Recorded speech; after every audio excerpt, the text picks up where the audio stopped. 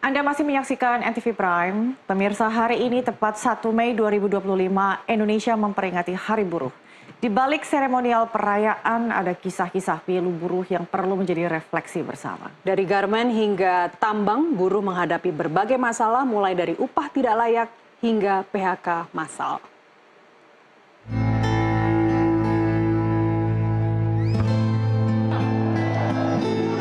Dari masa ke masa, berbagai kisah perjuangan dan tragedi yang dialami buruh telah menjadi bagian penting dalam sejarah pergerakan pekerja di tanah air. Salah satunya kisah Marsina, seorang buruh di Jawa Timur yang menjadi simbol perjuangan akibat tragedi kekerasan yang menimpa dirinya di era Orde Baru.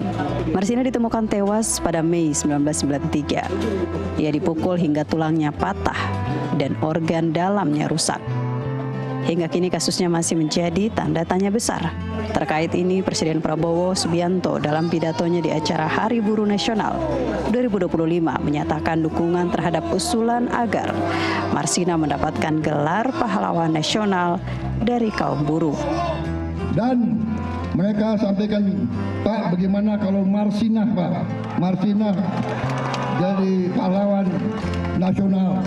Asal seluruh pimpinan buruh mewakili kaum buruh sepakat, saya akan mendukung Marsina menjadi pahlawan nasional.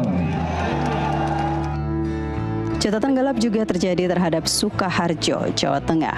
Hampir 11.000 buruh PT Sritex Indonesia di PHK secara tiba-tiba akibat kepailitan perusahaan karena gagal memenuhi kewajiban utang kepada kreditur pada awal 2025.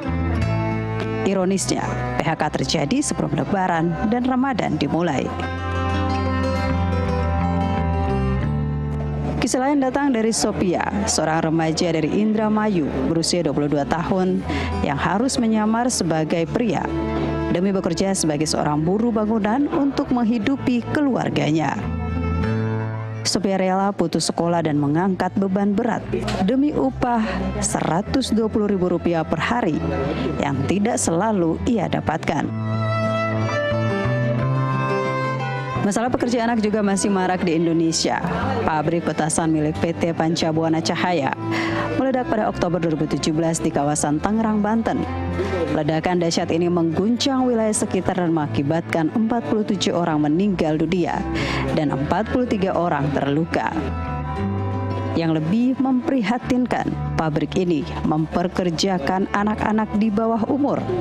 Mayoritas pekerja berusia 15 sampai 17 tahun dan diupah jauh di bawah upah minimum. Siti Fatimah sebagai salah satu korban yang saat itu berusia 15 tahun mengalami luka bakar sebesar 70%. Tim jurnalis NTV melaporkan.